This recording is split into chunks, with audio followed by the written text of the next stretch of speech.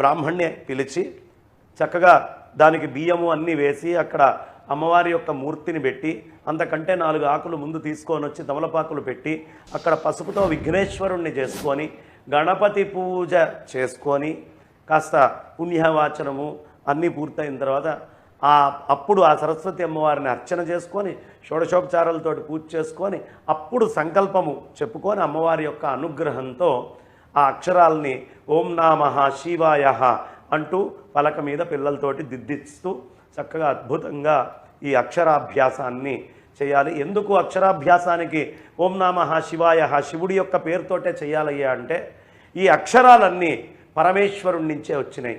ఈ వ్యాకరణ శాస్త్రం అంతా కూడా ఆయన నుంచే వచ్చింది. ఆయన ఢమరుకంలో ఐవుర్లొట్ అంటూ సూత్రాలన్నీ కూడా ఆరంభమై వచ్చినాయి. కాబట్టి అక్షరాలకి మూలం బయటికి రావడానికి కారణం ఆయన. కాబట్టి సరస్వతి అమ్మవారు అక్షరస్వరూపం కాబట్టి ఆ అక్షరస్వరూపము ఈ పలకని శివ ఢమరుకంగా భావించి ఆ ఢమరుకం మీద రాసి అది దిద్దిస్తూ ఈ అక్షరాలు ఆ పిల్లవాడిలోకి చేరుగాక అని ప్రార్థన చేస్తూ చేయాలి.